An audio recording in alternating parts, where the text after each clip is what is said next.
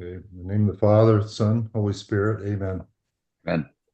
Lord, grant that we may understand the necessity for depth in our movement rather than surface glory. Convince us of the truth that colorful programs do not constitute success.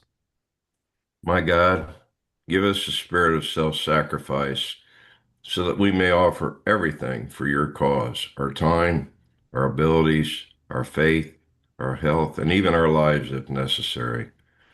Instill in us courage in our initiatives, good judgment in our choice of the right means, and that determination which in spirit of failures assures victory.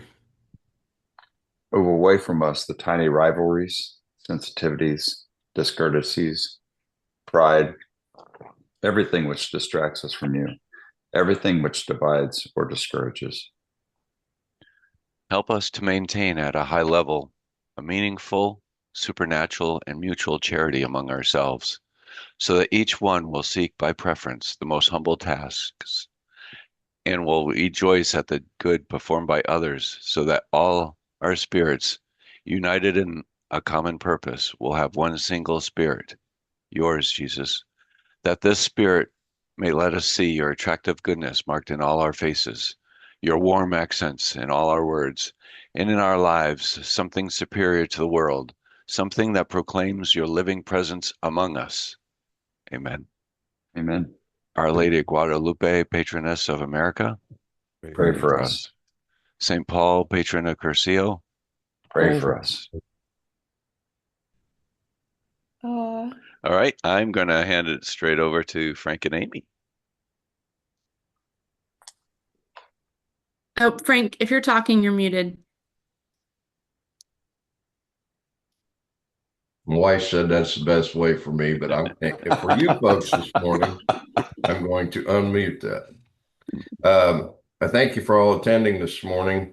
Amy and I thought that in discussion that maybe the best way to try and get thoughts and ideas out in the open, instead of following a bunch of rules that are sometimes cumbersome, that we would try a roundtable discussion with the topic on what's hindering us from having more open and fulfilling discussion about Curcio.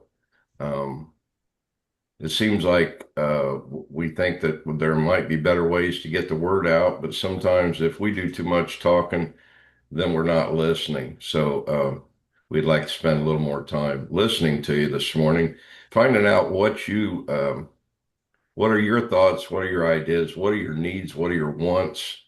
And so I personally I'm going to be taking notes a little bit, which is a rule breaker, but it'll help me remember later on. So with that, Amy, you want to throw something in there and get us kicked off?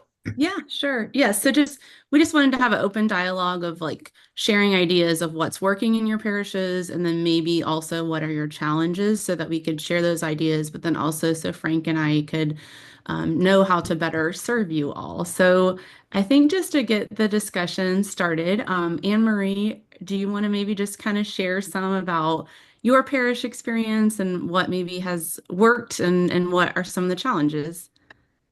Well, I've belonged to several parishes. I've kind of moved around. And so at one parish I belonged to, I never knew who the parish coordinator was, and there was never anything in the bulletin. So I guess first I would say, there needs to be something in the bulletin. And I understand some parishes, the priest won't allow certain things in the bulletin, but if you can, that's the first step. And then secondly, I have to just really share kudos with Lisa Sassman and her husband. I mean, currently I'm a member at Our Lady Mount Carmel, and Lisa and her husband have done a fabulous job. And Luisa, I have to thank you also, because Lisa had shared with me that she had reached out to you to find out who are Cursiistas at Our Lady Mount Carmel. And so I think that's kind of the first step with the parish coordinators, to find out who are Cursiistas. And Lisa had shared with me that when she got the information, that some people had moved and unfortunately some people had passed away. So she tried very diligently to update the listing.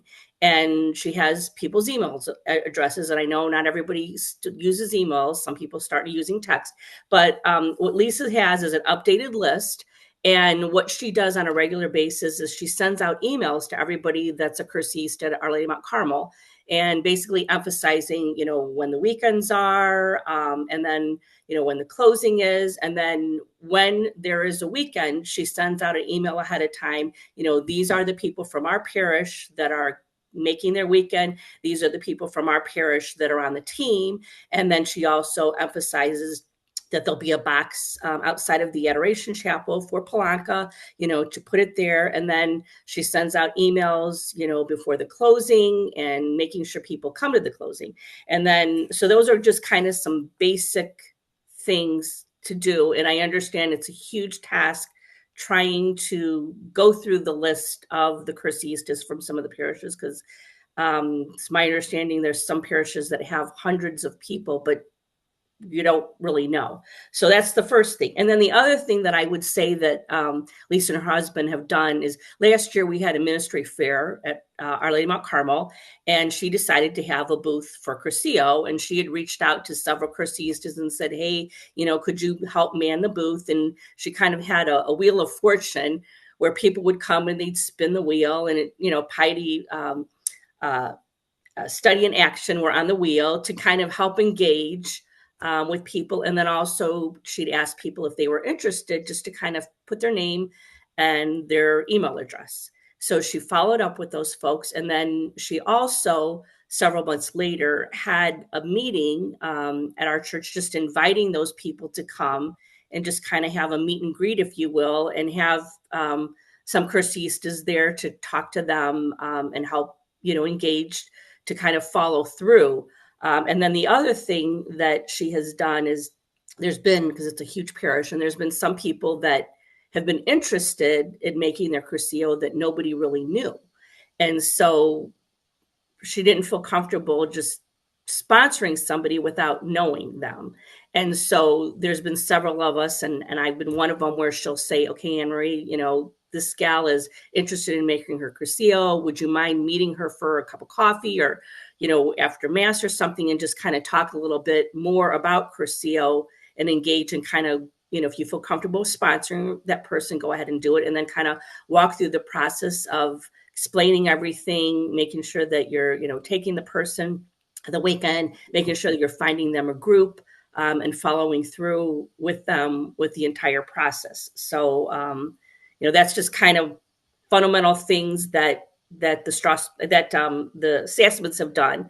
And then I will say, I used to belong to Holy Spirit at Geist, and I know Susie Sharetta did a great job with the emails, and she would follow up with sending out emails, on a regular basis. And so that's just kind of, some basic things that you can do as a parish coordinator, if you will. And then as a cursista, I'm constantly, when I go to daily mass, asking people, have you made your Cursillo? And I'm finding more and more people, because I go to daily mass at St. Maria Goretti, and I'm finding more and more people that are cursistas that I didn't know. And so just kind of communicating about the movement and engaging with people, and just asking them if they would be interested in making a weekend.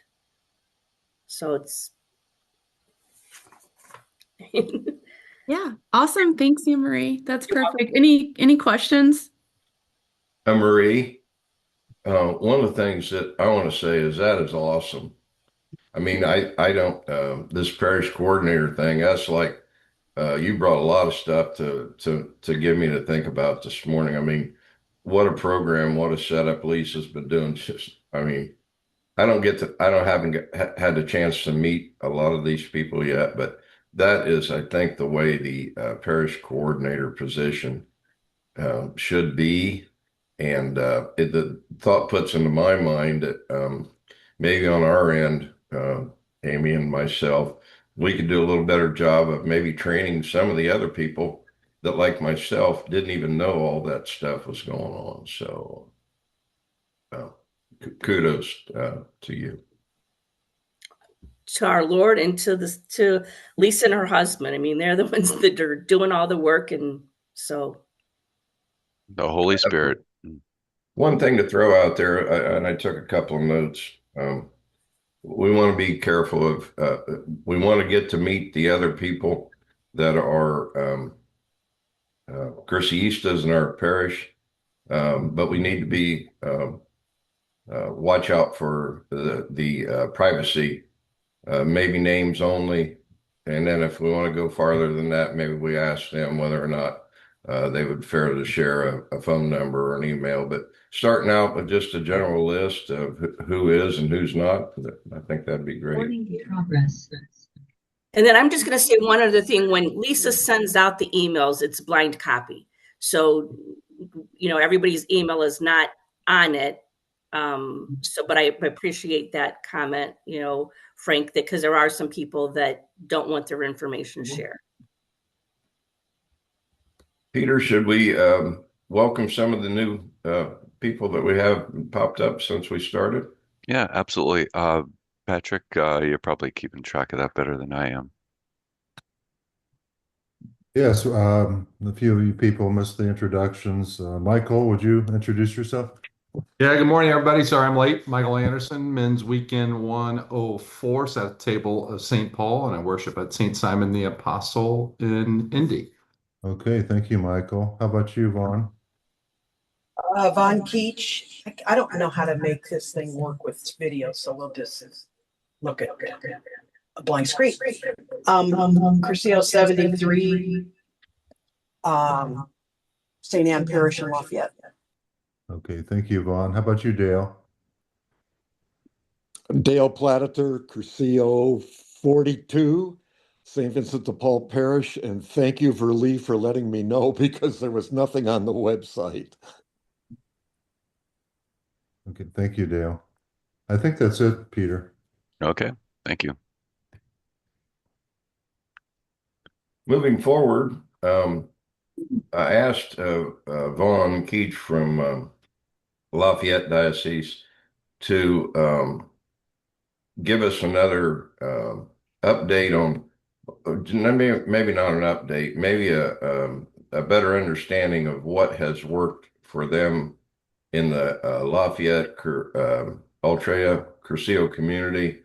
I know it's been a fact for many years that they seem to have that glue, some magical glue up there at Lafayette that everybody wants to run to and attend to. So maybe since Vaughn's been around forever, to let us know what is going on up there, Vaughn.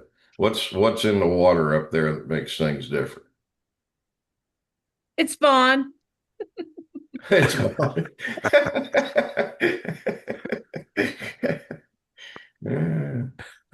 Can you hear me, Vaughn?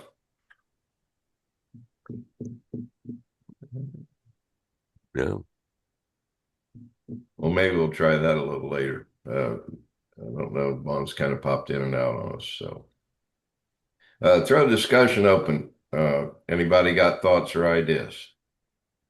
Well, Yes. I can speak a little bit to what's going on in Lafayette since I've been around ages and ages. When we first started Curcio here, we tried to get the Ultras going, and we struggled quite a bit. We'd have a few people attend, but really not a big crowd. But when we started having our meetings with the parish coordinators, that really was the impetus that got us going, because then we had a structure and we had a plan. So that really, I think, made a big difference, having the parish coordinators meeting. We meet 4 times a year. I was on that committee, but I dropped off and let some new people come on. But I know we really have been successful because we have planned everything. We get the Ultras in the Catholic moment, which I think helps. And speaking for St. Tom's, where I go, I've not been real successful with bulletin announcements. I really feel like the one-on-one contact with parishioners has been more successful for me anyway. We have a different makeup in our parish because we have a lot of students, obviously Purdue students, and they do Boiler Awakening, which is the Curcio for students, which is hugely successful. They get hundreds of kids that attend that. I have not been that successful at getting adults and our parish resident parishioners to attend. Seems like to me the biggest hurdle for most of them when I ask them is their job. You know, they say, I can't take that much time off of work. That seems to be the answer I get most often. There's Keach, Von Keach is back. Anyway, that's kind of some of my thoughts. Thanks, Barb. Something I noticed at Mass on Tuesday that there's like a new parishioner welcome stand that's like separate from all the different like brochures and pamphlets and everything.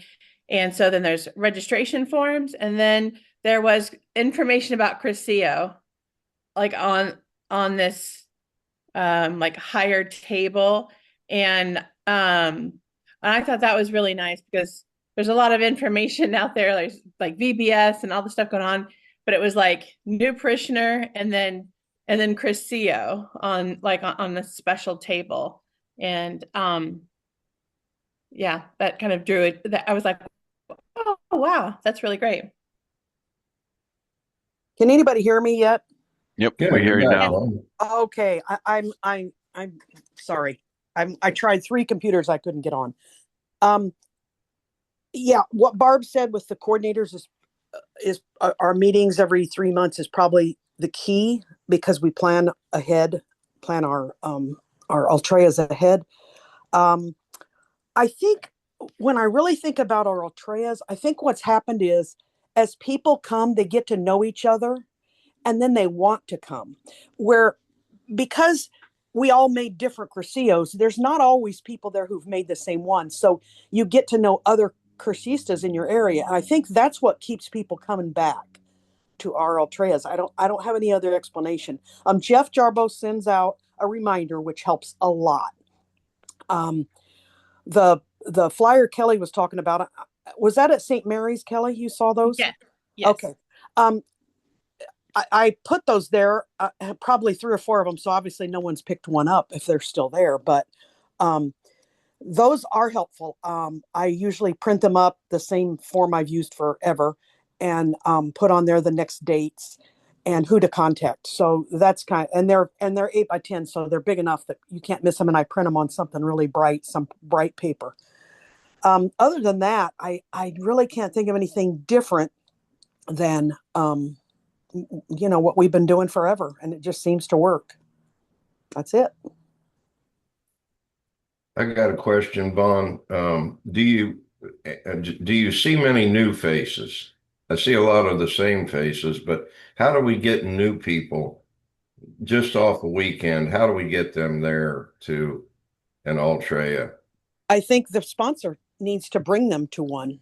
And as for instance, I have a parishioner at St. Anne's that made her Crescio probably 3 or 4 years ago. And so I saw her at something. I said, hey, have you ever come to an Ultrea? And she said, well, no. And I said, why don't you come? I'll be there, so you'll know some people. And she's come ever since. So I think you just have to, the people at your church that are Cursistas, say, hey, remember on your weekend we talked about Ultreas? Would you like to come to one? I'll pick you up, just so they know someone's there. No one wants to walk in when they don't know anybody.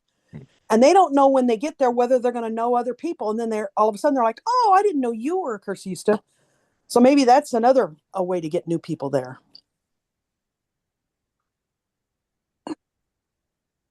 Vaughn, will you share too? I don't think you do it anymore, but I mean the picnic that you used to host, I think that was another like. Yeah, we do Yeah. that. We do that every year.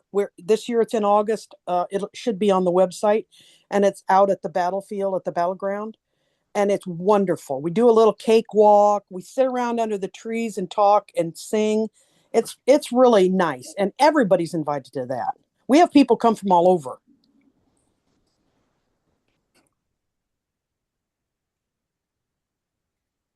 Cool. other thoughts and ideas on that? The bulletin announcement. I'm a little bit curious about the bulletin announcement. I Does that work for everybody, or what do you see? Do they always told me, and I hope Father Dan Duff's not on there this morning, but they always told me if you want to hide anything from the parish, put it in the Put it bulletin. in the bulletin. Hey, Yep. Frank, I have a comment. Yes, And sure. and I'm sorry I had to step away for just a quick moment, but when you talk about things that parish coordinators can do is did anybody talk about information nights?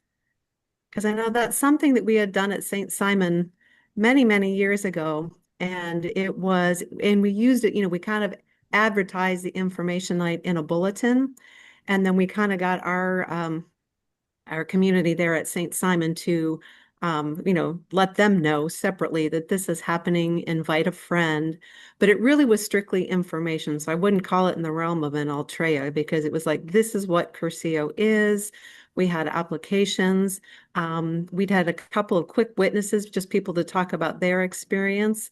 And there was a time, and we probably had I don't know, 20 or so people attend that. And I know that I think Joe and Becky did that up in Tipton several years ago, maybe 8 years ago or so. And I don't know what frequency people are doing it. Takes a little bit of coordination, but it also sometimes kind of pulls out those cursiistas in your parish that you didn't know about, just as a way to kind of reconnect that community, but not necessarily in an Altrea format. But there has been success with it. I don't know if anybody has tried that recently, but they're kind of fun events. I mean, it's purely social and informational, so something to consider as well.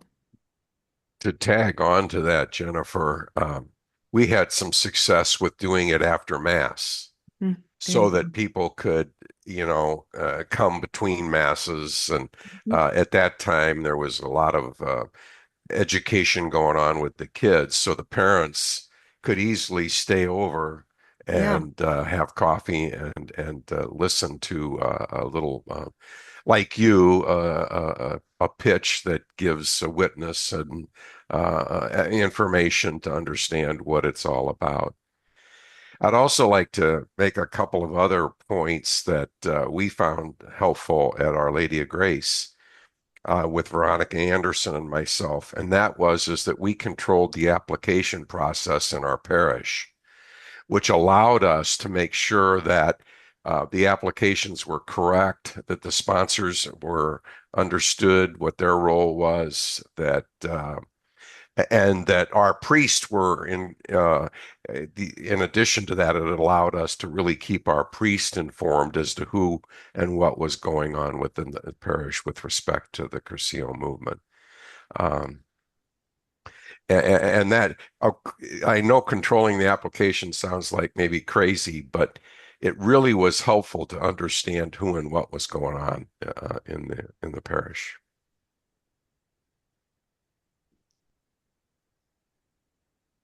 Jennifer, you might remember, or maybe somebody else in here remembers. I believe it was St. Monica's Parish and perhaps Nancy Halsema that used to do like friendship dinners.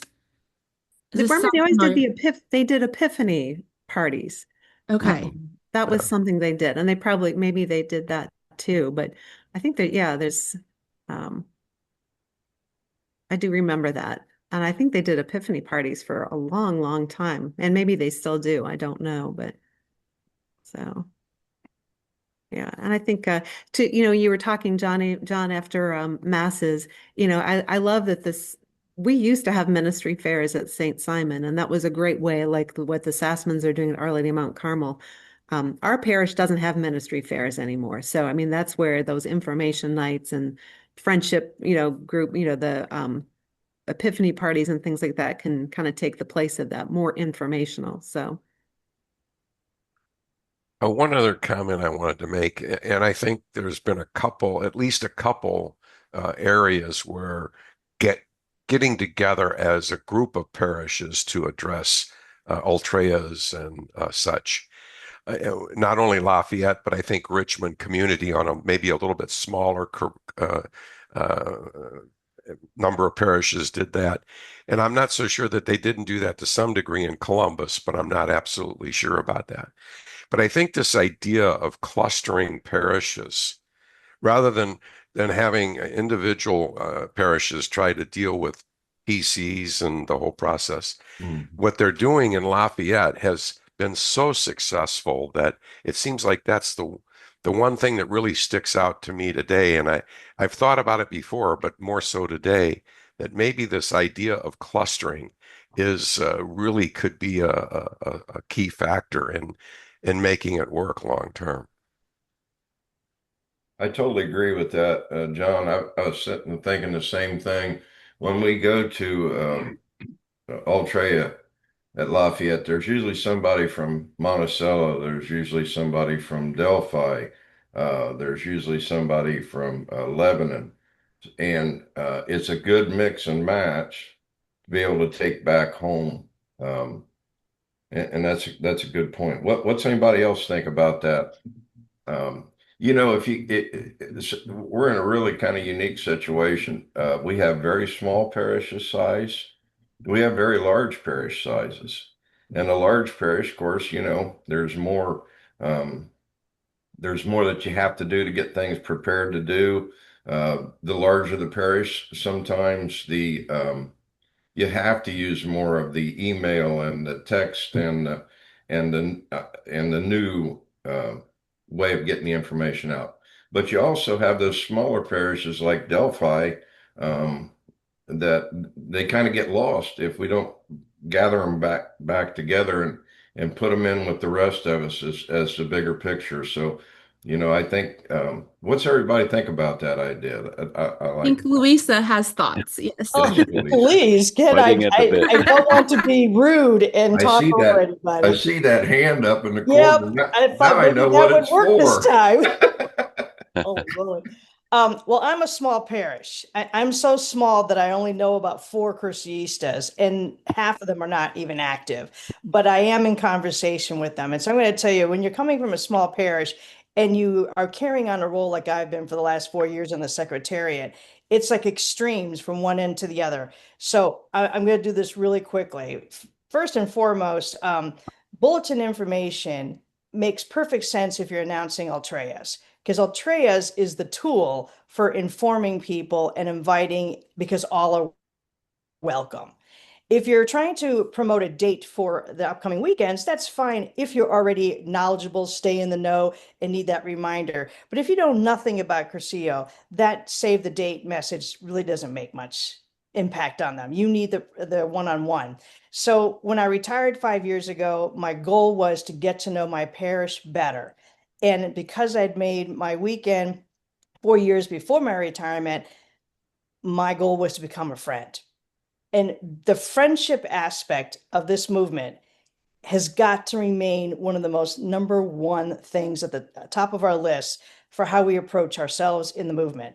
Because without friends, we can't find sponsors. We don't have sponsors.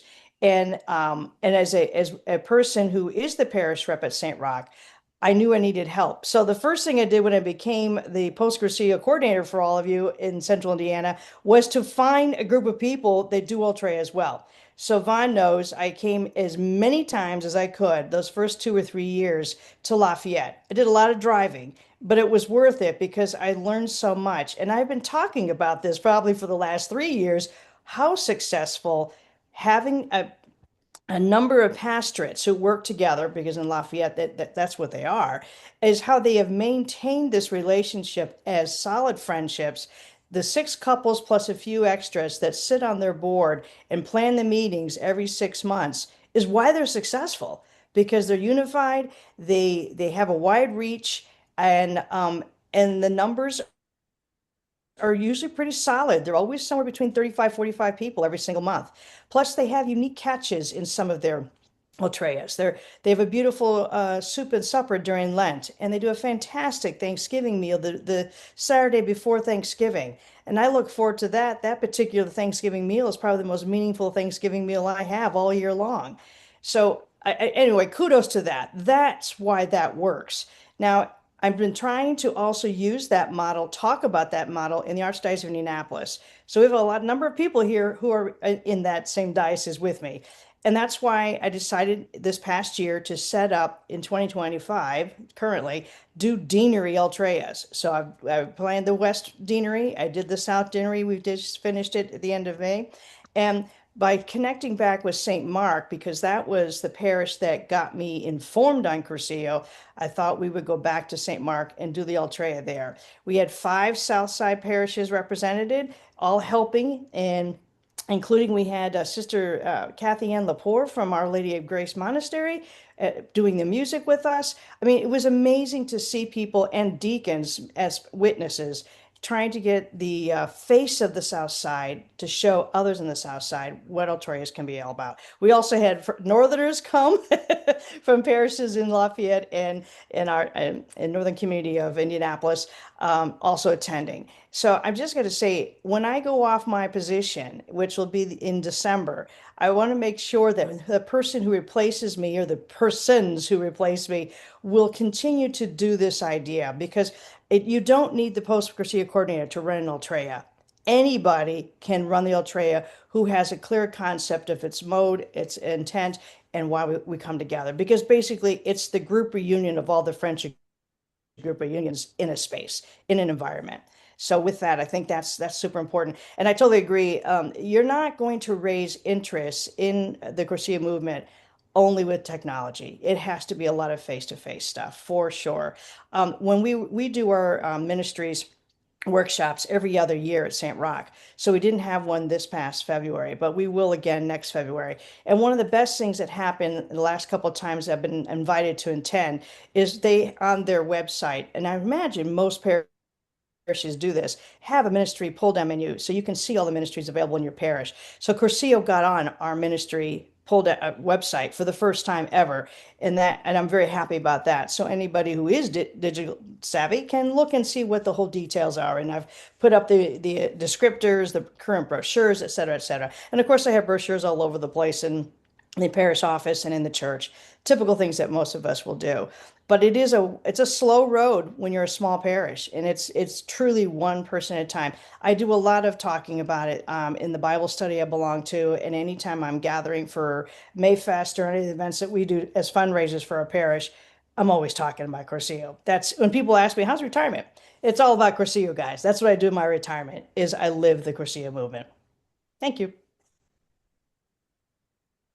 Thank you, Lucia. I think one of the other things that we have to address is burnout. A lot of people go in, take the job. They're not fully understanding what the role is.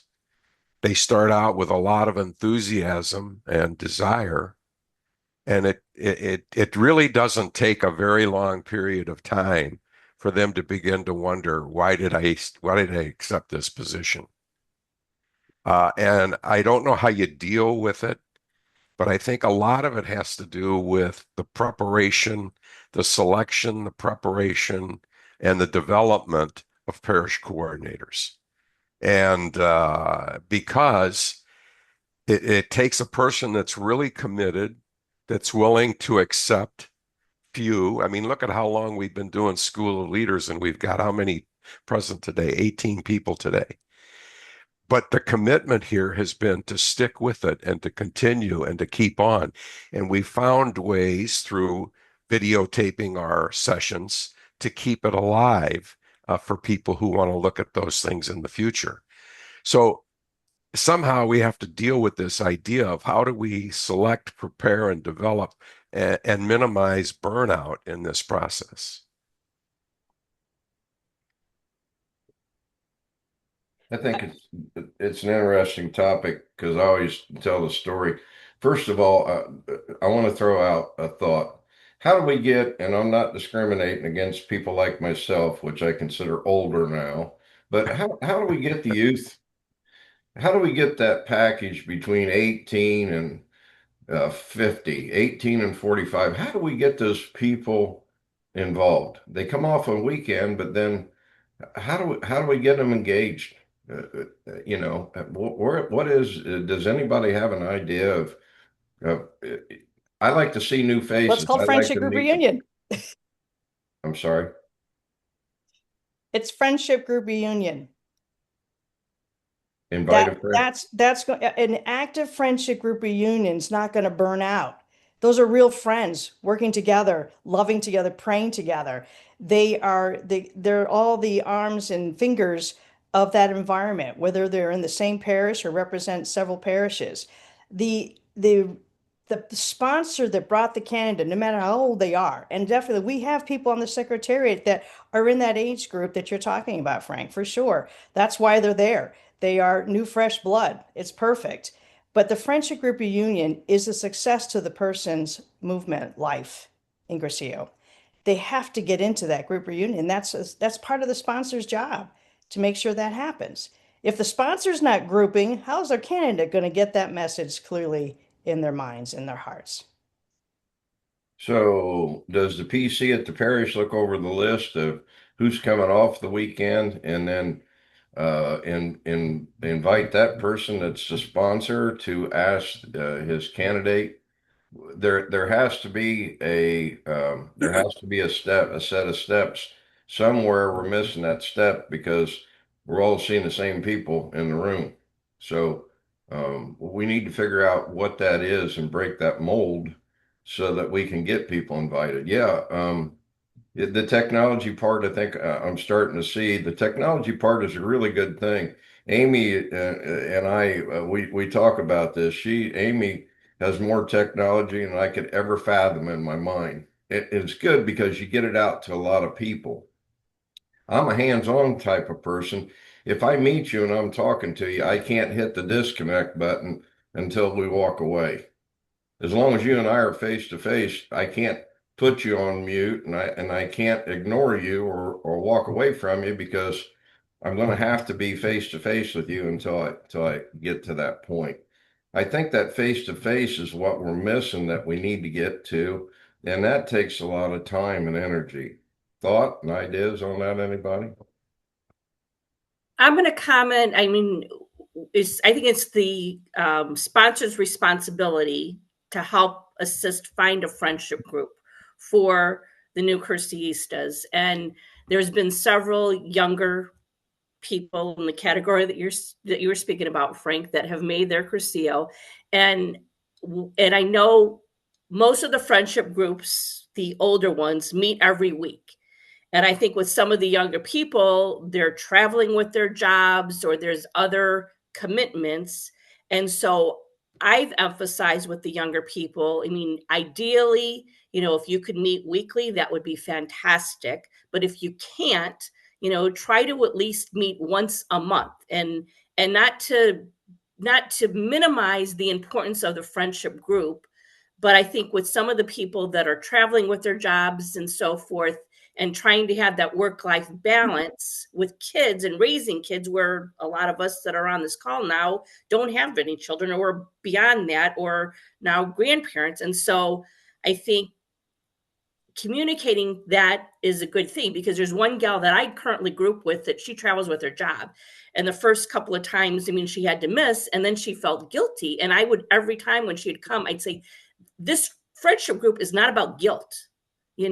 We are here to help you and support you, to encourage you to grow in your faith with the Lord. And that's what it's about. And if your job requires you to travel, then, that's what you have to do. And you shouldn't feel guilty because you can't come every week. And I, like I said, with this one individual that I group with, I mean, every time I see her, I say that to her, because I also have one person in my group that is retired.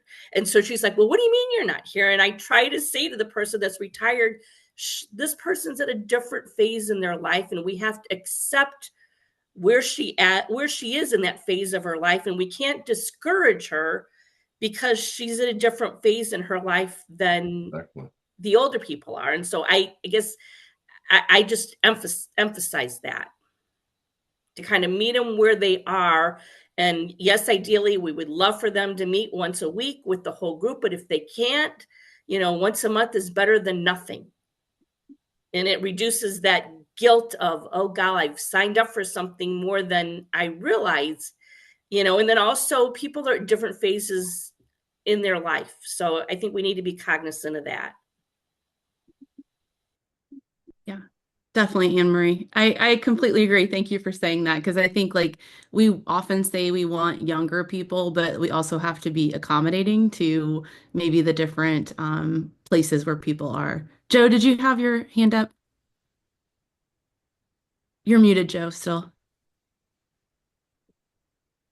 Joe, you're muted. I just want to echo some of the things you've said. So for some time, I mentioned this concept of synodality, listening, and that's what we need to do more of. All the things you've said, I think what we've heard them, I've said them, I believe in them. They're great ideas. The implementation is the next step. How do we do that? Just last night at the ball game, well, not at the ball game, watching the ball game, the Pacers were doing great because they did what worked well for them. They got beat because they stopped doing what worked well for them, in my opinion.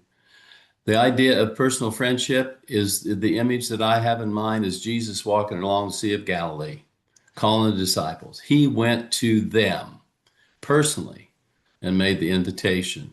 It needs to be, I love the technology, but it needs to be personal invite. That whole image of inviting, making a friend, being a friend is based on that view, that image of Jesus. I think, in my opinion, that the School of Leaders is in a perfect position now to take what they've heard, to create a script that everyone that goes out and talks to parishes will use the same message for every place. They can use witness speakers however it needs to be done. It doesn't matter, but get the message out. Go out and see the people. I've talked about that for a few years of small groups going to visit parishes like we used to, like Jennifer mentioned that early on. That was Frank Slusser, Dave Dorn, and Mark Shella that came to Tipton 10 years ago and set our little parish on fire. So I think those are things that have worked well. Will it work well today? That's something for the school of leaders and the secretariat to work on, create some working relationships and friendships within the secretariat and the school of leaders, collaborate and cooperate on new methods and work together. That's why he called 12 and many then followed. He knew he couldn't do it alone. None of us can do it alone. We need each other in love and respect and relationship. I'll quit. Well, I won't quit.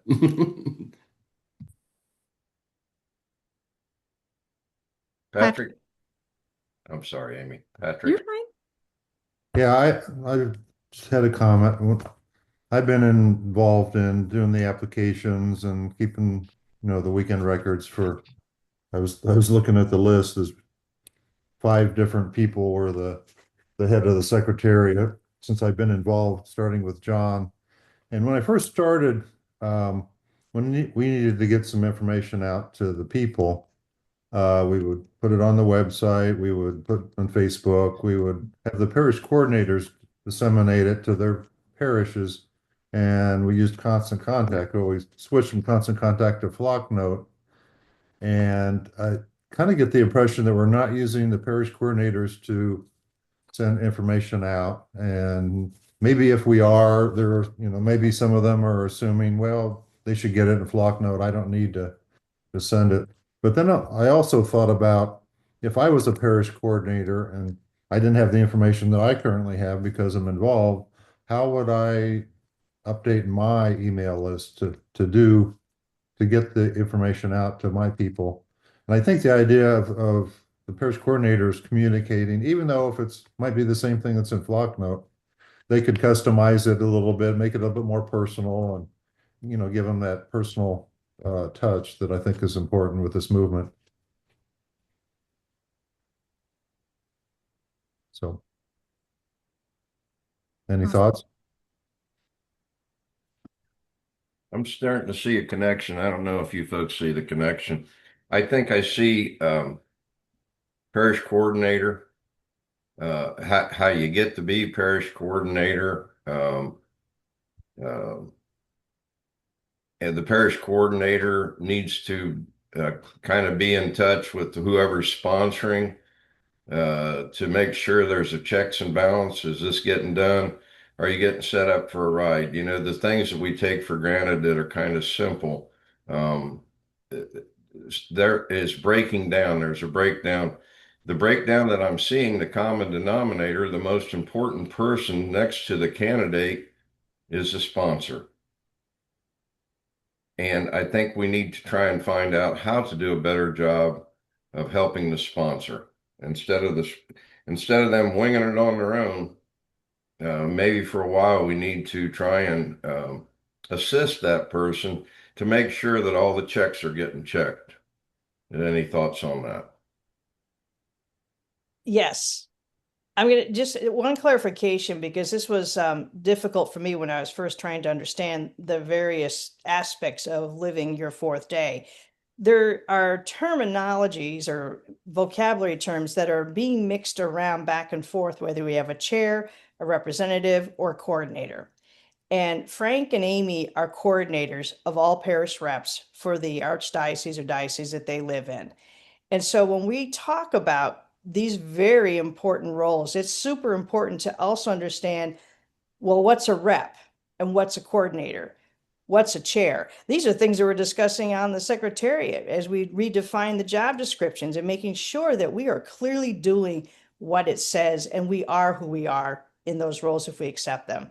So as a representative, when Therese Brandon was the position that Amy has now, she would assign, and I think someone mentioned this earlier too, maybe it was Barb, that we would meet all of the parish reps on the south side or east side would get together and we would discuss how we were managing our parishes.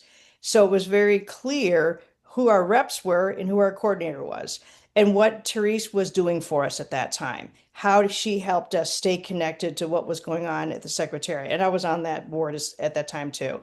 But having Therese, who was also a rectora for one of the teams I served on with her, was fabulous because her insight of doing so many different things within the movement helped all of us stay motivated, on fire, wanting to work harder. And the dialogue was great. And even if we only had 6 or 7 parishes together talking, that's awesome. And I wish at that time I'd had the energy or my hindsight then to know that that group could have prepared an Ultrea.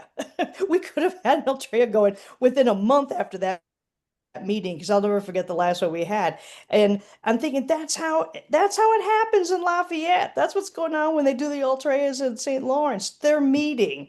And that's the cool thing, because most of them are the parish reps for their parishes. That, if I'm not mistaken, but I'm pretty sure that's accurate. Yes. The cool thing about that's how it works. So remember what a rep does and remember what a coordinator does. And I really do think I'm making a task list for myself right now because we're slowly growing at St. Roch. And we do have a woman coming to the weekend. And Grace, who was on my team, and Barb, she knows them too. Several of us who were on 104 back in 2016. I'm starting to see the fruits of the labor. It's taken 9 years, but we're getting people to make the weekends now at St. Roch. But it's a lot of planning, making friendships, et cetera, et cetera. But anyway, the point that you're making, make a list. I want to know from now on who is going to be making the weekends, keeping track of their sponsors, because it is so important. The building of sponsorship members is so important. You really aren't going to, because I can't be the sponsor for every single person that makes a weekend. I need assistance. I need people, whether they're from St. Mark. The question that Amy just asked us to reflect on, what got you to do this? Well, Christ's Parish was very active at St. Mark before Cursillo came on board. And our spiritual advisor for the team I served on became my sponsor for Cursillo. And we already had a fabulous relationship. We were great friends. That's how it happened. Good friends get other people to get on the Cursillo bandwagon. And it just, anyway, I'm just very happy about that. And that's why we still are all together where we are, because we're familiar with each other's friendship group reunions. We're all involved in our parish lives. Our sister parishes are friendly with each other, and it just works. And that's why some of us wake up on Saturday mornings and do Zooms as well. Dedication. There's a purpose. It's about serving Christ. If that's your goal, it all falls into place. I got a question. How do you get to be a sponsor? When you leave your weekend, you're all pumped, you're ready to go, you're ready to shoot out on your fourth day. Who shows you, who guides you into how you be your sponsor? We got people, believe it or not, I've heard, I'm just sharing stories that are sponsoring people that they don't even know to go to, the sponsor doesn't even know that they need to take them to the weekend and to come pick them up on Sunday. We got people that are sponsoring people that, there needs to be, uh, your thoughts on sponsor. How do you get to be knowledgeable of being a sponsor? Do you have to go out and live your fourth day for a bit to be a sponsor, or do you just come home from the weekend real excited and be a sponsor? I need a little feedback here. Well, I'm going to answer from my position because I have to say this to a lot of people, you have to be a good model. You have to be an active member in a friendship group or union. You can't sponsor somebody if you're not grouping actively and you're doing well. And time takes time. So sponsors cannot be brand new Cruceistas. That wouldn't make a whole lot of sense. And I'm sure it has been happening. But a new Cruceista needs to acclimate him herself into their friendship group reunion of their choice, whether their sponsor is helping them by letting them be a part of their prayer group. But when you answer that question, Frank, you need to think about, what does a good sponsor look like? What traits do they hold? First of all, they should be fully dedicated. They should be fully informed, or they have no business being a sponsor. We put out booklets at every Altrea that I'm a part of that describes the role of the sponsorship.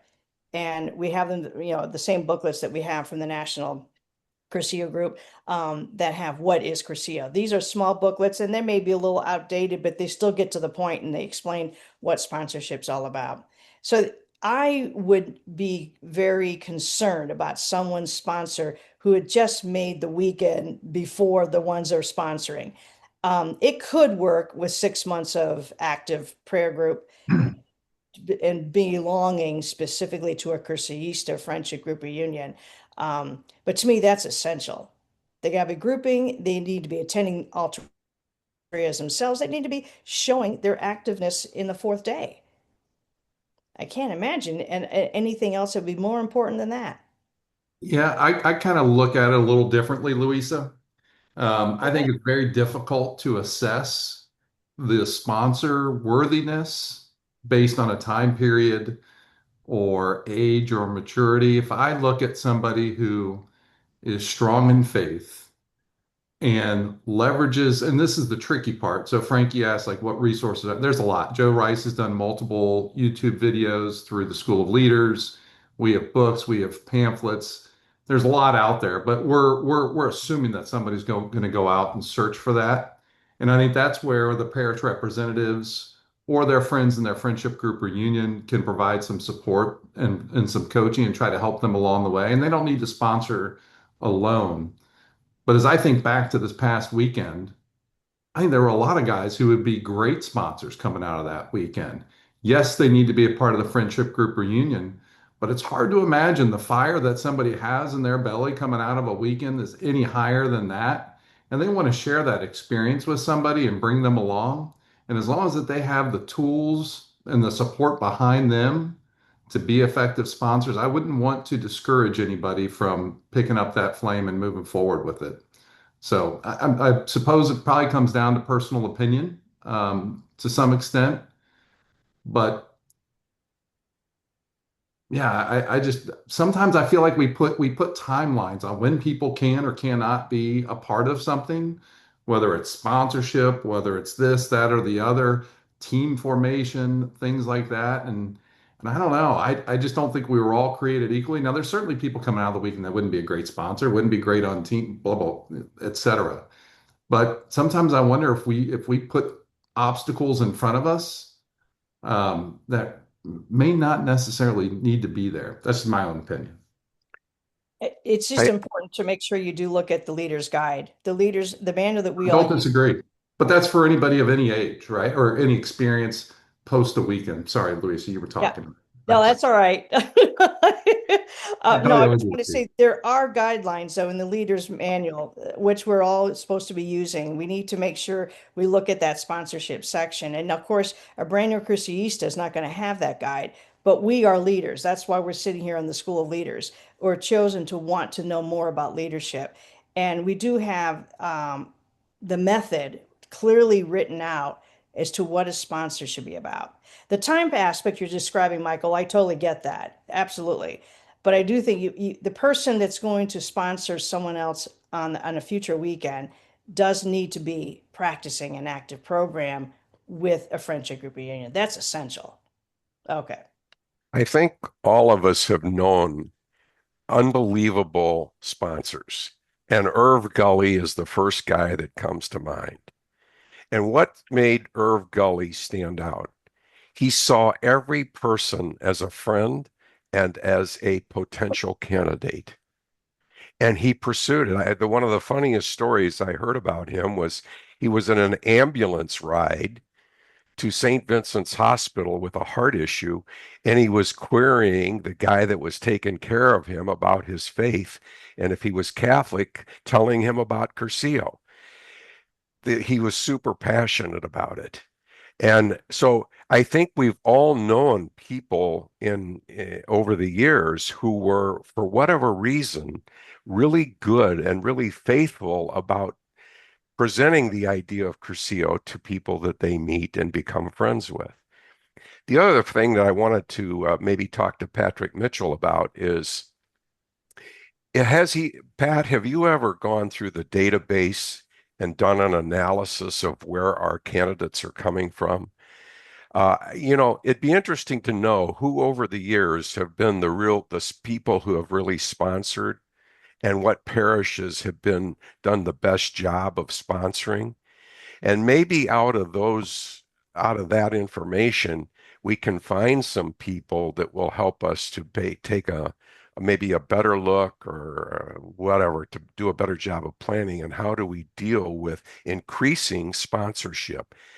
And I think, first of all, it's seeing people like Irv did, seeing people as potential candidates. And I'm not sure how many in our Curcio community really do that. Do they look at their friends and say, hey, he or she would really be a good candidate for Curcio. Maybe I need to pursue conversations with them and begin the process of trying to make an invitation. I want to touch base a little bit on the sponsorship part of it, having done the applications for the last few years, and the fire that burns in someone that wants to attend, wants to live the Curcio. At this time, we had an application written by somebody that they're going to make the men's weekend, but his wife was sponsoring him. She had not yet made her Curcio. So I've got all that straightened out and understood that this was not the correct issue. So I think in part of this conversation, we need to tag on what Michael said, in my opinion. I agree that it doesn't have any age or longevity requirement. Irv could talk anybody into the Curcio. He did me anyway. And it doesn't matter how long the fire burns. Think of Judas Thaddeus too, when and what happened to him. The fire burned until it went out. So strike while the iron's hot. But people have to understand what the process is, and that's another part of how the School of Leaders and the Secretariat coordinates and disseminates that information to those people on the weekend, okay, post Curcio, all three chairs working together on that, and then make certain that the application process has its checks and balances with the sponsor to get the people there that are the best fit. We can't guarantee how long anyone will stay involved. Whether they just made the weekend and 2 weeks later they're wanting to sponsor somebody else or attend the next weekend, we don't know how long. I agree, but we need to know that information. As Louisa said, we need to have that basis on which to form our opinion and to make it work. The sponsorship is ideal, is key, whether it comes from friendship groups or it comes from an individual or where it comes from, the team members. The sponsorship is the key element to that in personal contact. Even for the men, we've had 2 sponsors that have shifted, had taken off. They've written applications with them and they've changed sponsors from the very beginning. We haven't even had the weekend yet. So all these things can work together for the good if we have a good plan set in place. And I think that's what you all will do. You'll figure it out. You'll get a good plan. And then we new Cheppy, we can begin again. Dale, maybe you can help recall. We had a guy named Monty Mountcastle, who was probably the most famous since I've been involved with Curcio at really doing a good job of promoting sponsorship within the community. Dale, do you remember much about what he did? I can't recall.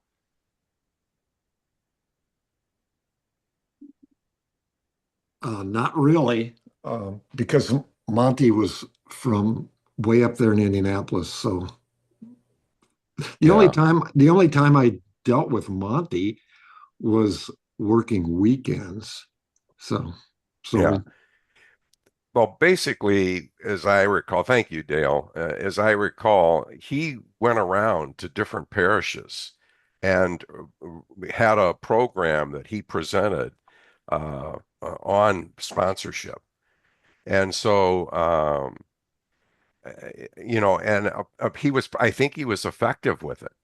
But I don't remember many of the details at this point in time.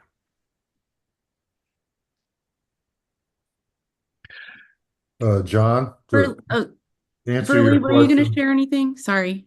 Go ahead. No, okay. I mean, I agree with a lot of the comments that everyone has made. Can you hear me? Okay. Yeah, we can. I was a coordinator. Jim and I were coordinators at St. Luke for 16 years, and then we came to St. Alphonsus, and there really wasn't one. And we kind of worked with Ward Degler to kind of get, something going, and we formed a committee.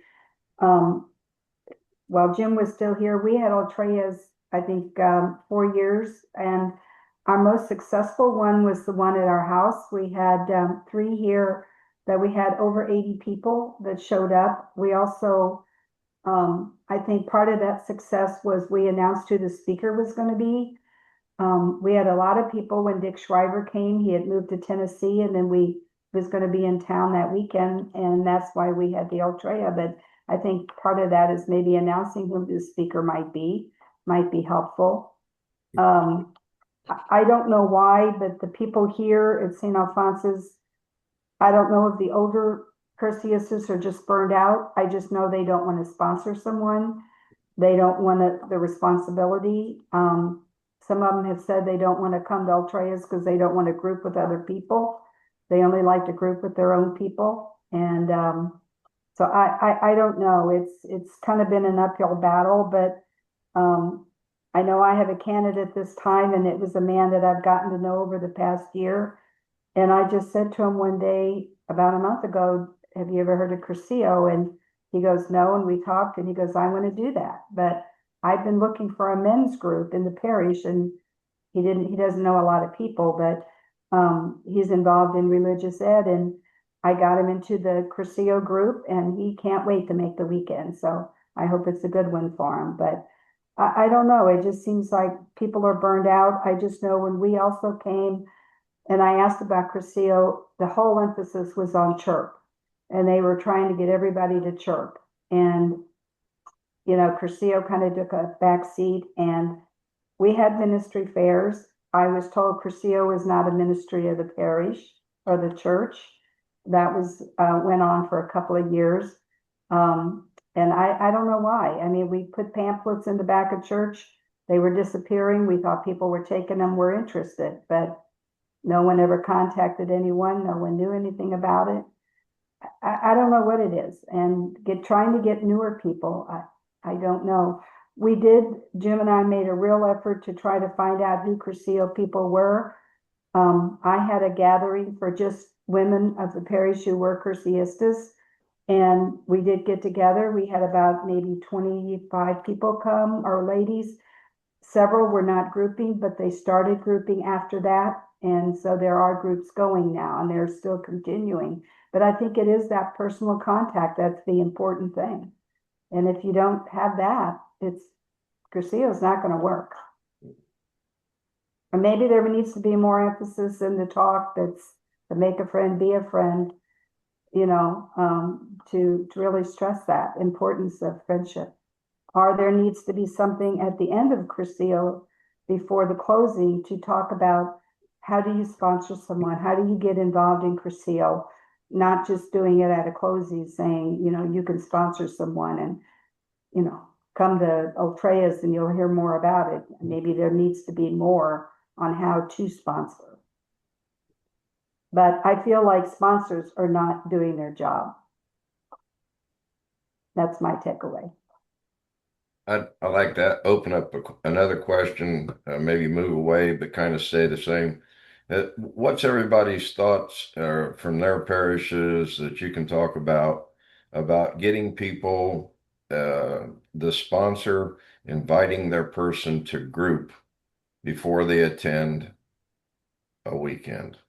Well, that's on the application now. It's I think there's a request, at least the one I printed out said to get your candidate into a group reunion before the weekend. It was on the application. I know, but is it working? But I think it was helpful for Mark because, he met these men and he goes, I want to have more of a relationship with them. So other personal my concern is insights? that once they get in a group, then will they feel like, well, I don't have to do the weekend, I'm doing the grouping now. And if that's our reason we have weekends is to get people into group, and if they get in there before, will they then really go and make the weekend? Okay. I have a couple comments. Is it open? I really like the idea of group sponsorship. Can you hear me? Yes. Yeah, we can. I like that idea, and it just has dawned on me that if you invite someone to your group, they may hit it off with somebody in that group more than you as their sponsor. If you have 2 or 3 people, they may hit it off, or it sort of spreads out the work of getting them to a Cursillo weekend. So I like that idea. I also have a couple other comments. I still have always said a priest recommendation is the answer to a lot of our. If a priest recommends Cursillo to somebody, it's hard to say no to a priest. And we have Father Joshua at St. Anne, St. Mary's, and he came and spoke at an Ultrea. It was probably one of our most attended Ultreas. It was excellent. To me, that's important. A priest recommending a Cursillo weekend for somebody, because he knows those people better than I do too. Also, I think Satan has been working overtime. These people, when you say it's 3 days, they freak out. Oh, sorry. No, it's a no. You just see it on their face. And that is the hardest thing to try to make them understand why it's worth it. Especially younger people with kids. It's like, I know you can say, well, I'll help you. Most people, they don't know you that well. They're like, nah, I don't want you helping me. It's hard. The time thing is hard. That's it. Dale, I think you had something you wanted to chime in with.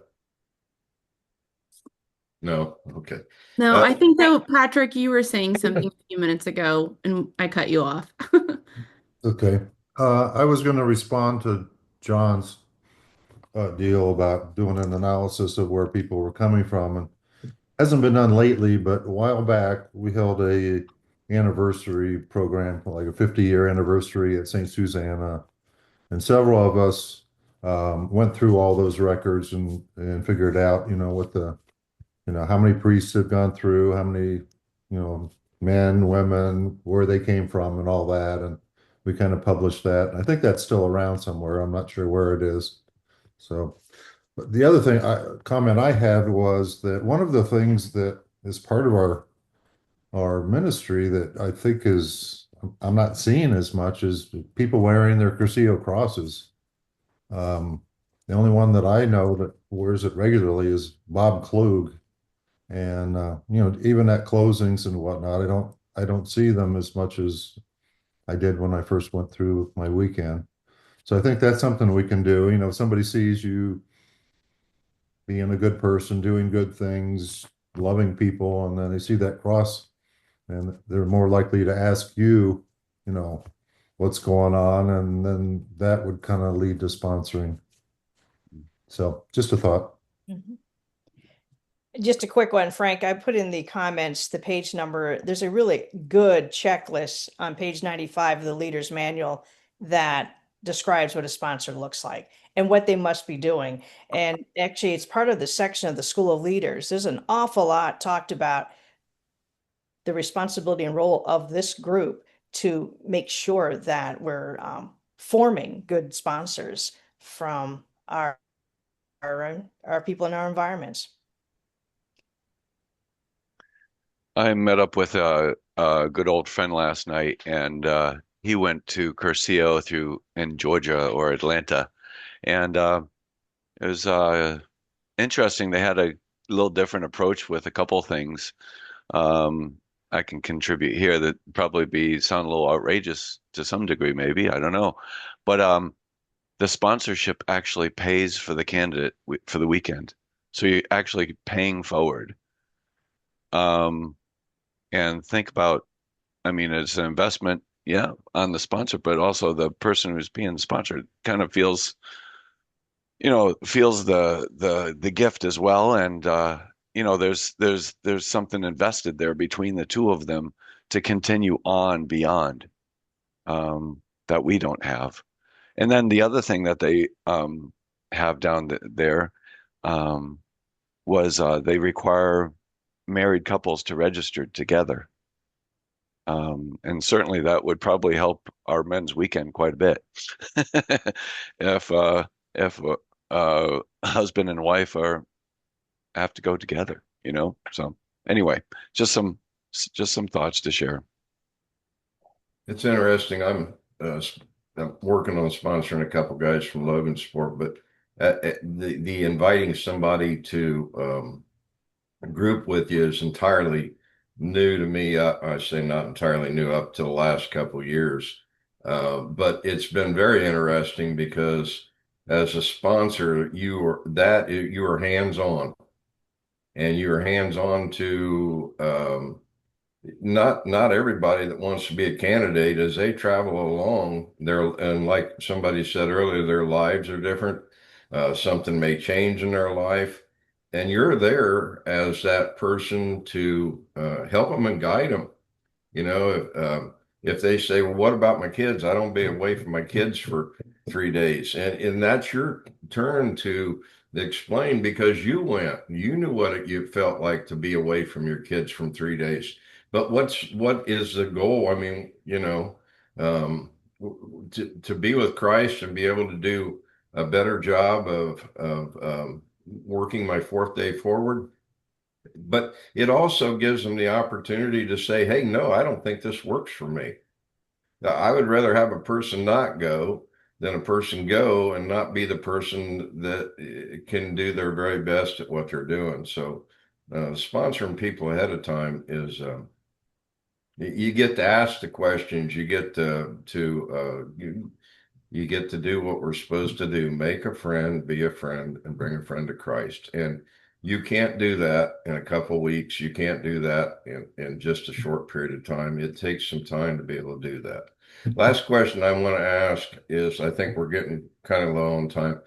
Has anybody at your churches, your parishes, got up and made a short 2 to 3 minute talk about what Cursillo is? Yes. Yes. Yes. So that's getting accomplished, I think, or for this. I don't know. I don't know that that's consistent, Frank. So like No, at no. St. Yeah, Louis and Montfort, I don't believe it is. and that's where we don't want to leave the little parish out. And we flip back to Joe. We went down to Crawfordsville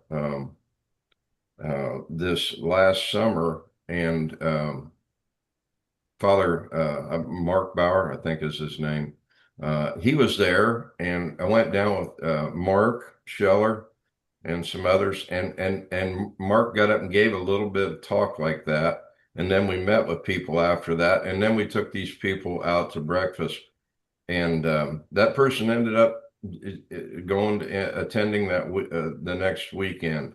So I was just wondering about idea. We used to do that. I think that people and have a little coffee and donuts, set it up with a parish. And so we don't leave the little parishes out. I mean, the big parishes we are maybe getting attended to, but I think we need as a group to reach out to the other ones too to make sure.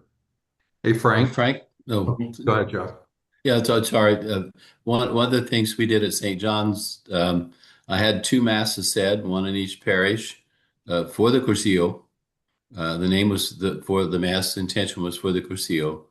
And then there was a bulletin announcement and a pulpit announcement that indicated when the Cursillos were and who to talk to, our parish coordinator, the rep, Gary Plummer. And we did that. And it was interestingly, the gal that does and puts it in the bulletin, she read it before it was actually gone live, and she's signing up. So we're a small parish. We have about 200 families. So any little thing that can help, have a mass said. I mean, that's a good intention. So, Michael?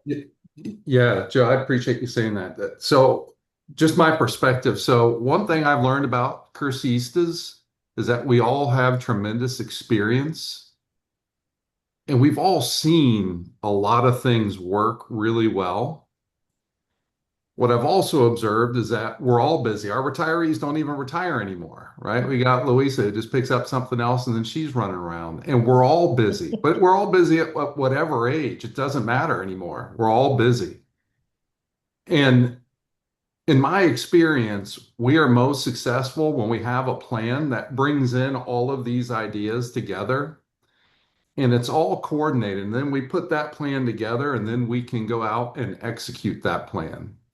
And so, what I will encourage Amy and Frank, as well as any other member on the Secretariat, is put together that plan and have a communication plan. Because to Joe's point, it's a bulletin announcement that made the difference as the person was putting it in. For some, it might be the talk before Mass, and for others, it might be the display booth outside of Mass in the narthex. But I think about our parish representatives who may or may not have a lot of experience, but they need support.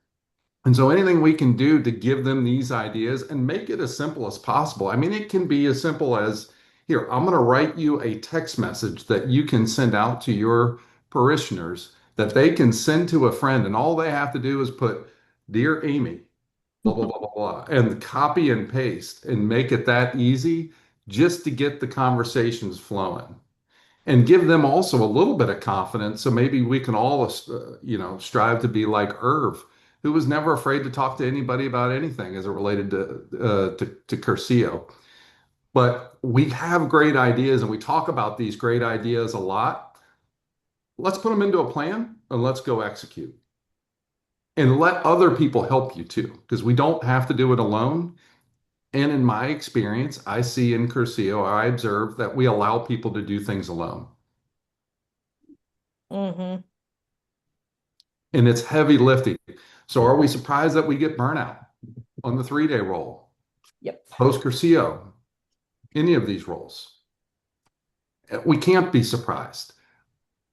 Nobody is sitting around waiting for things to come. Everybody is busy. So we have to provide structure and support to those individuals who, once they have the plan, let's figure out how we can get all others involved and helping us go ahead and implement that plan.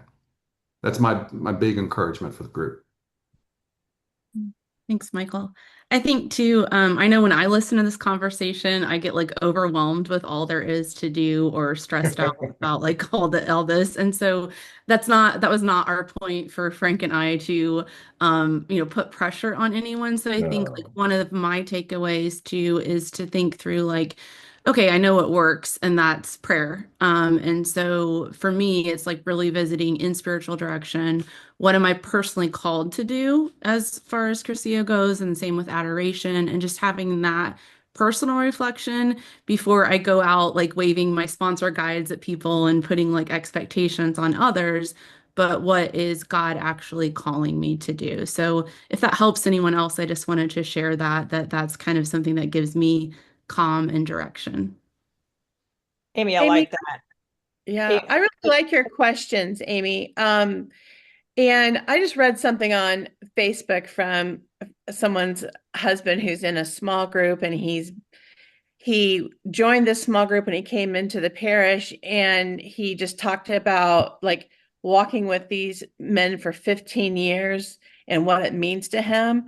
And when I read that, I was like, oh gosh, like I want that for the men in my life, um I'm just wondering if there is something with maybe taking it to prayer, but if we all like maybe put something on Facebook about our story or our experience on a weekend, or like and just because now like if I approach my dad or and through Facebook I might also know more who are people who've attended weekends, who could be somebody might that could sponsor my dad that I could hook him up with, or but I think also I'm talking with our Catholic Moment about doing like a story of people who's had experiences with Christ in there, and not just with Cursillo, but I think this might have been, I don't know if this was John's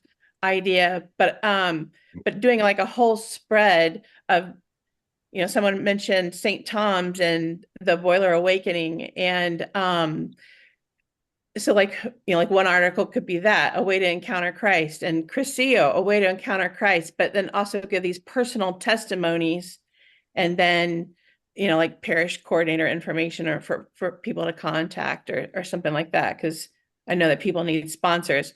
The other thing I wanted to say is one of the most dynamic groups of people that coming through that I've been seeing is your St. Malachi young women. And I know that Carla, plants a seed, but she can't sponsor all of these people. And um, so it is a group that's kind of like helping out sponsor, um, things get mentioned to somebody, and then from that church, and then they might come to one of their group meetings, and then I think amongst them they kind of like figure out who might sponsor that person, and then that person like walks with them, but also it's not just one sponsor. That group's kind of adopted that person, which I think is very effective.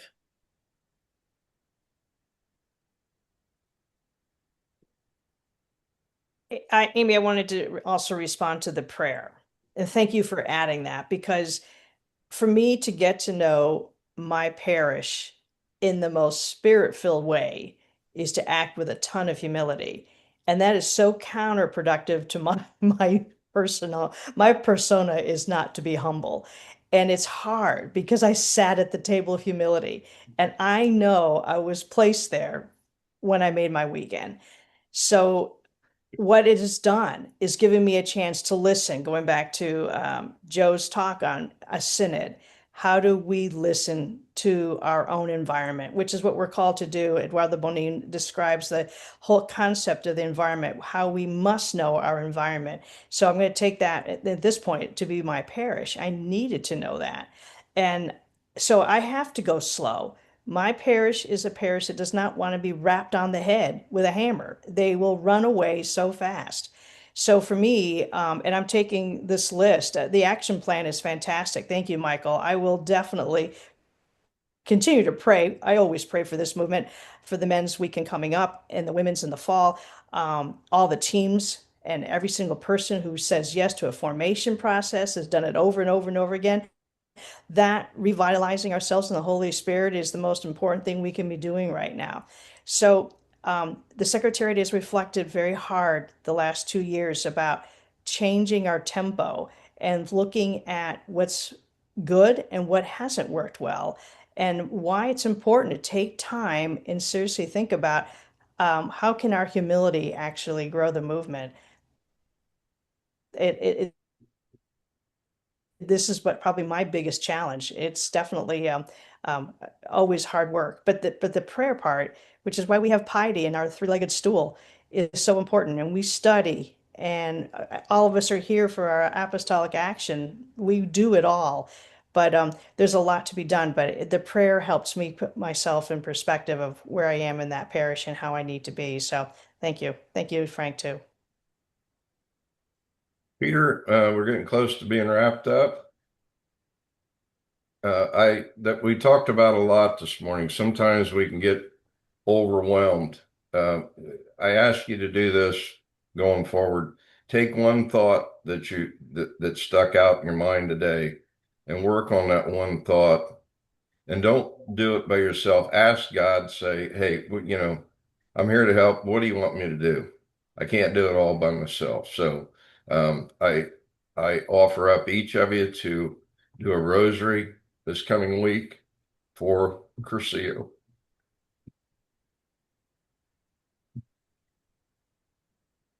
Okay. And I just want to make an announcement that Father Mike McKinney has agreed to be one of our August speakers. We're going to continue this theme of friendship, and yeah, that's it. Amy, you got anything else? Okay. Peter, we turn it back to you. Does anybody have a closing prayer they'd like to offer? Yeah, actually, hang on a second. I have one. One second, Patrick. I'm gonna put something up here. Aaron, did you want to read through the fall programs a little bit once I share here? Sure. Thank you.